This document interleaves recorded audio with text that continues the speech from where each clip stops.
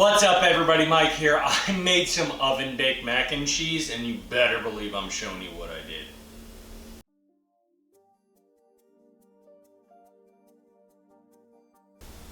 And this is what I'm going to need for my triple cheese mac and cheese. I'm going to be using 1.5 pounds of large elbow macaroni, not the small type.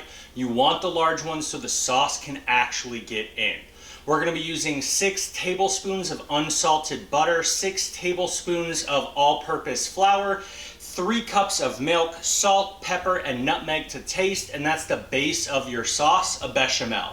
Then for the cheesy part, we're going to be stirring in 3/4 pound each of shredded Monterey Jack, cheddar, and Colby cheeses. Then for your topping, you're going to be using 1/4 pound of cheddar, 1/2 cup of panko breadcrumbs, and 2 tablespoons of unsalted butter, bringing your total for this recipe up to 1 stick, 8 tablespoons. Then for your equipment, it's pretty basic. You have a large stock pot. We're going to be using a 9 by 9 inch deep baking pan. Then we have a saucepan and of course spatula, spoon, and I'm going to be using a microplane for my nutmeg for that sauce. So I'm going to walk you through everything that I do next.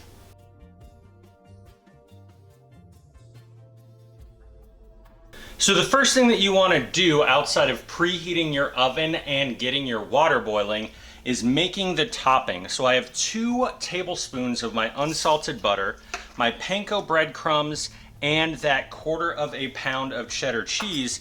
And I just want to get this combined and then set this aside because it is going to go on top of my mac and cheese before I put it into the oven.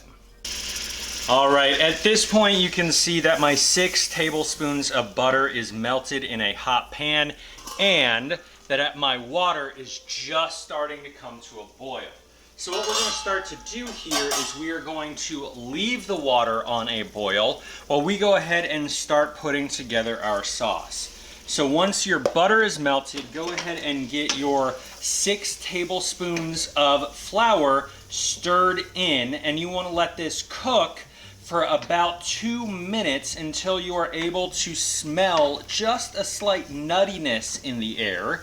And that's going to tell you that your roux, which is what you are making right here with flour and butter, has reached a consistency that's going to allow it to thicken your 3 cups of milk nicely.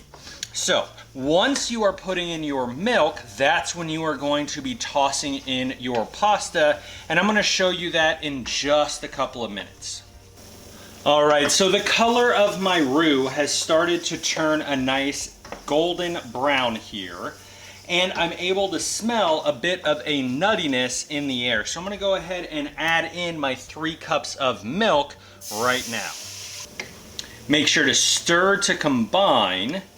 And then once this is well combined, you're going to go ahead and let this boil for a couple of minutes to reduce before you add in your cheese. This is also when you want to go ahead and add in your macaroni into your boiling water.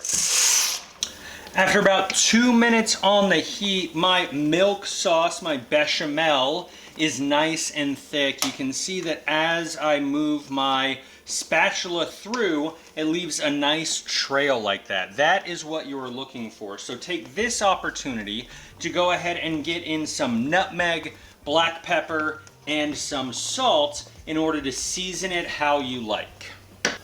I have about a minute left in my cook time. I have turned down the temperature on my sauce here, and I am stirring in my 3 different cheeses so that they can go ahead and get melted. There's about 30 seconds left on the clock to cook my pasta.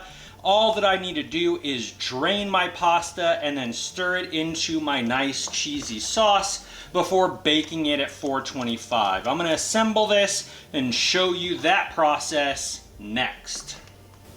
After draining my pasta, I am just going to dump that cheese sauce directly on top and get it stirred as my first part of assembly for my final dish. My mac and cheese is nice and combined, so it's time to go ahead and put it into my baking pan. Just dump it directly in and make sure that you are smoothing it out into all of your corners. Now the last thing that you're going to do before putting this into an oven is sprinkle your cheese and panko breadcrumb mixture right over the top so that you have a nice crunchy bit as you are eating this. And then once this is spread out on top, you're going to go ahead and pop that into a preheated 425 degree oven for about 30 to 35 minutes, maybe as much as 40, until you can see some nice golden brown bits on the top there. And I'm going to show you what it looks like whenever it's done and ready to rest next. I have just pulled my mac and cheese out of the oven after about 30 minutes. I can see that there's a nice golden brown top on there. So I'm going to let this sit and cool for about 5 to 10 minutes so that it can go ahead and set up, and you get to see my reaction to trying this next.